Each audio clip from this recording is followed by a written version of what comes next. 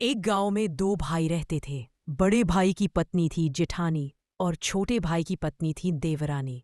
दोनों एक ही घर में रहती, पर स्वभाव में फर्क था। जेठानी बड़ी सयानी, समझदार और मेहनती थी। वो सुबह से ही घर का काम करती, खेत की देखभाल करती और सभी का ख्याल रखती। वहीं देवरानी थोड़ी नटखट और आलसी स्वभाव की थी। उसे सजने संवरने और बातें करने में ज्यादा मजा आता था। एक दिन घर में अनाज रखने का समय आया। दोनों को बराबर बराबर अनाज बांटने के लिए कहा गया। जिठानी ने सोचा, घर का भविष्य अनाज पर टिका है, इसे संभाल कर रखना चाहिए। उसने अनाज अच्छे बर्तन में भरकर ऊपर से नीम की पत्तियां डाल दी, ताकि कीड़े न लगे।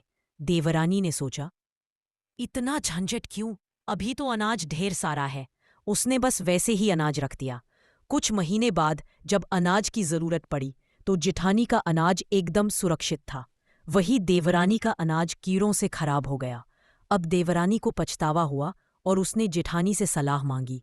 जिठानी ने मुस्कुराते हुए कहा, बेटी, घर और जीवन दोनों संभालने के लिए समझदारी, धैर्य और मेहनत जरूरी है। सिर्फ दिखावे से काम नहीं चलता।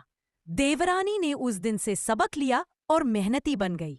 फिर दोनों मिलकर घर संभालने लगी, जिससे परिवार सुख शांति से रहने लगा।